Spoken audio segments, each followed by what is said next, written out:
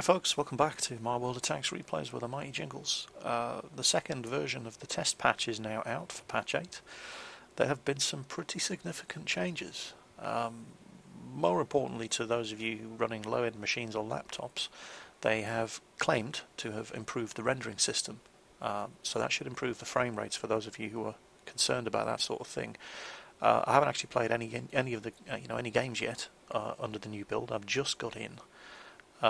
So we'll have a few games and we'll see if my frame rate improves. Hopefully that will go some way to reassuring those of you with less than optimal machine setups. However, as always, the patch notes from Wargaming are a little bit nebulous. They say things like rebalanced this machine, but they don't say exactly what it is they did to it. They did say they have rebalanced all of the machines that have been introduced in patch 8. Specifically, we're mainly talking about the Russian tank destroyers here. Well, here's what they've done. The SU-100M1 no longer gets the D54 gun from the T54. Now it gets the 100mm LB1C from the T44, I believe. We'll double check that. But yeah, the Tier 9 gun is gone. No longer gets it. I'm pretty sure, yeah, Tier 7 gun, that is a tank destroyer version of the T44's gun. The SU-101 no longer gets the IS-4 and IS-8's gun. It now gets, at Tier 8, the D54 gun from the T54. The SU-122 no longer gets the IS-7's 130mm gun. It's restricted to the IS-4 and IS-8's gun, the 122mm M62. And the Object 263 at Tier 10 is the one with the beefed up 130mm IS-7 gun. So those are the main changes to the Russian tank destroyers. There have been a few other changes. Well, I'm sure there have been lots of other changes, I just haven't caught them all yet. Let's have a look at the Panzer IV, see what changes have happened here. If any. There it is. Armour looks exactly the same. I don't notice any massive changes there. Let's have a look at the armour of the turret. Doesn't look like it's changed at all. Any other changes to the L48 gun?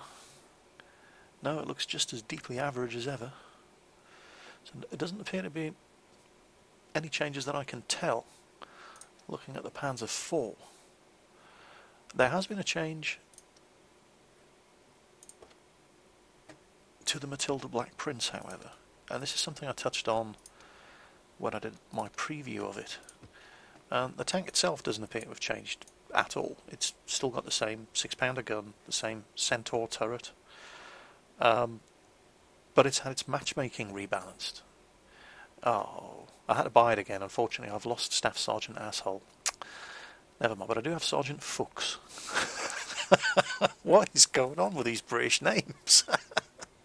Anyway, yeah, it's had its matchmaking rebalanced. Now, I don't know what that means. I'd have to play a few games on it to find out, but I suspect you're going to find the Matilda Black Prince is only going to get into Tier 5 and 6 games, just like the Churchill, just like the Matilda. And I did expect that sort of thing was coming, because that gun really has no place on a tank in a Tier 7 game.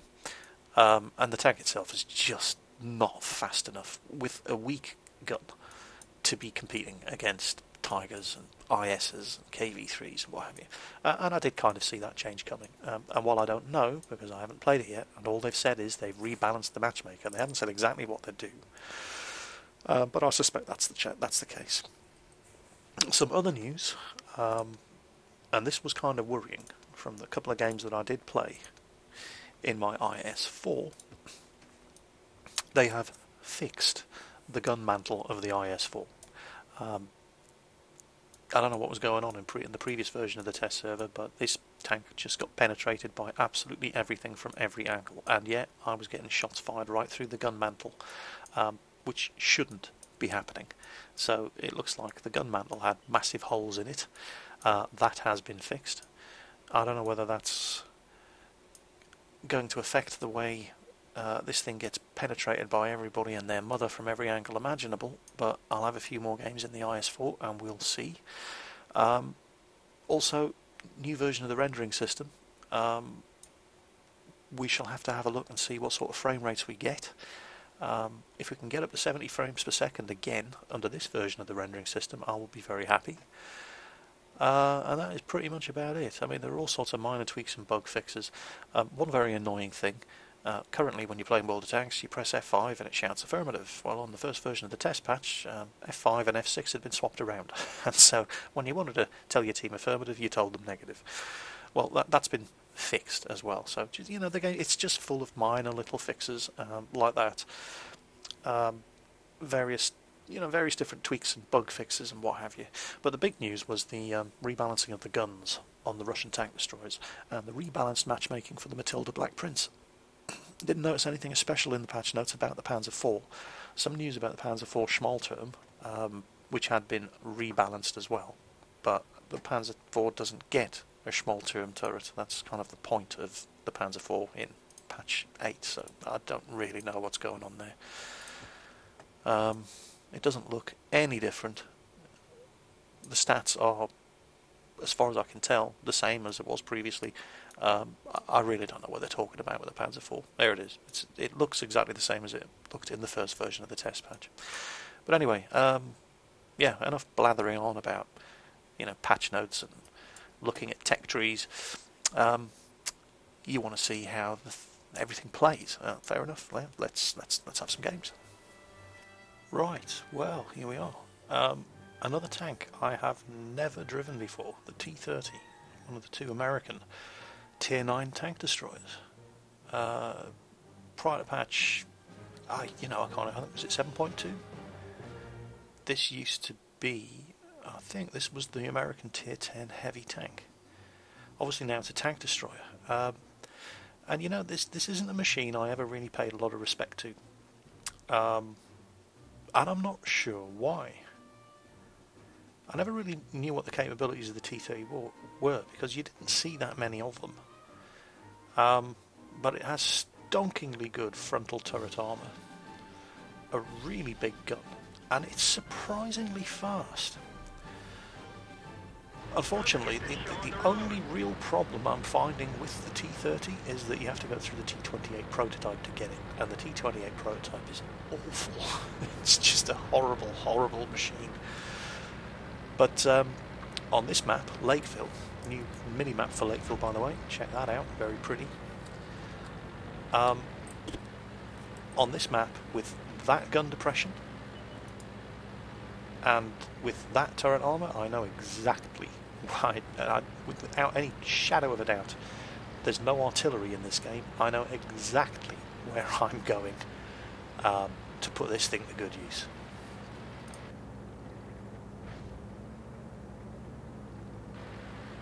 Oh, I'm trying to drive up the mountainside. Really need to learn how to drive this thing.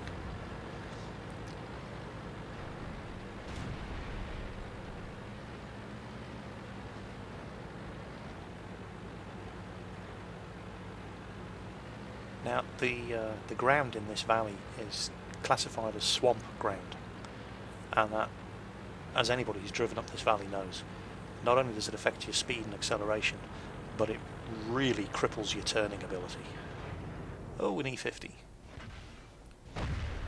Look at that. Now, the problem with the T30 is it has a 17-second reload. Even with a gun rammer, it has an absolutely horrible reload. It takes even longer to load than the BL-10. Okay, I'll pause it here, and there you go. First hit, gun mantle. And there's that good gun depression. Now, I say the problem with the T30 is that 17-second reload. This may have just been a fluke, I really don't know, but while playing this game, and bear in mind this is the first and only game I've ever played in the T30, so it could just be rotten luck, but I discovered another problem with the T30. Oh, another bounce, which is good.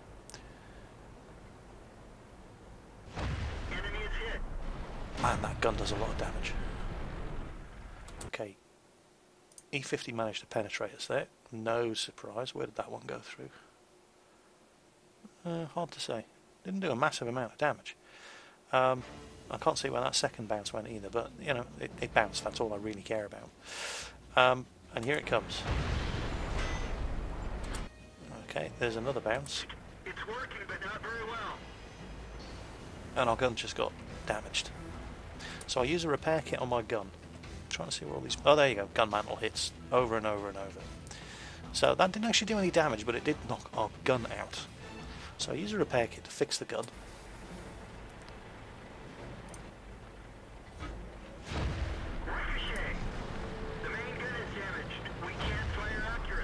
You have got to be kidding me. So T30 drivers, I really need to ask, does this happen a lot? Because twice in one game? Get my gun damaged? Does this happen a lot to you? Because that's really frustrating. And it is a distinct weakness in a machine. They killed our driver. Yeah, they're starting to put shots through. It's hard to say. Driver's dead. You would expect that one to go through the upper glacis at a downward angle, but I can't see. Oh, there we go. There we go. See it? Went through the track. Mudguard penetrated the side of the hole there. Okay, fair enough. Let's see how much the armour is. Yeah, you find a lot of Super Pershing drivers get very, very overconfident about the thickness of their armour. When there's a Tier 9 tank destroyer shooting at you, trust me, your armour is not all that.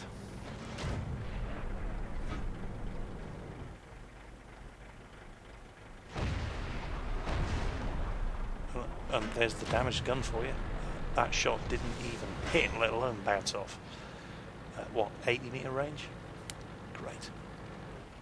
So I'm thinking that taking armourer on the gunner and possibly jack of all trades on the commander might be a good idea on this thing.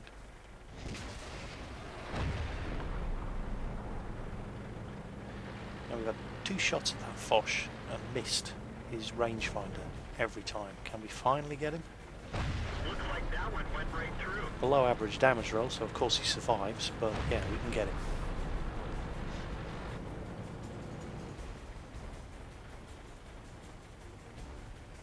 It's just very, very worrying. And again, you know, this could be a complete fluke, and I might just be the most unlucky T30 driver in the world in my first game. But 2 shots from the front at the toughest part of the armour of this tank, and they can't get through, but they can knock your gun out time after time after time. And are T30 drivers experiencing that often? If you drive a T30, let me know, because that is very, very worrying.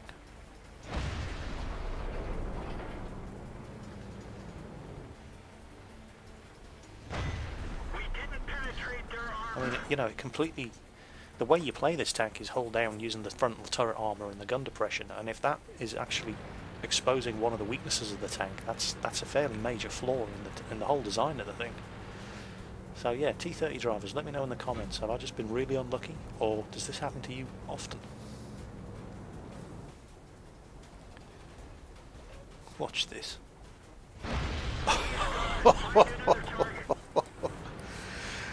Oh, it's yeah. I mean, I like the T30. I like anything that does that much damage in one hit. It's an interesting machine. It's sort of like a hybrid between a Jagdtiger and an Object 704, I find. I mean, it's massive. It's absolutely huge, with a really tall turret and a high-mounted gun, just like the Jagdtiger. And its upper front is very, very well armoured, just like the Jagdtiger. But the gun is nothing whatsoever like the Jagdtiger's gun. It's not very accurate. It does a monster amount of damage, and it is a very, very, very slow reload, even slower reload than the BL-10. But the gun is more like the BL-10. So it's like a Jagdtiger with a BL-10 gun. It's kind of the best of both worlds. and I was giving serious contemplation because the T28 prototype is so incredibly... Oh yeah. Because the T28 prototype is so incredibly awful.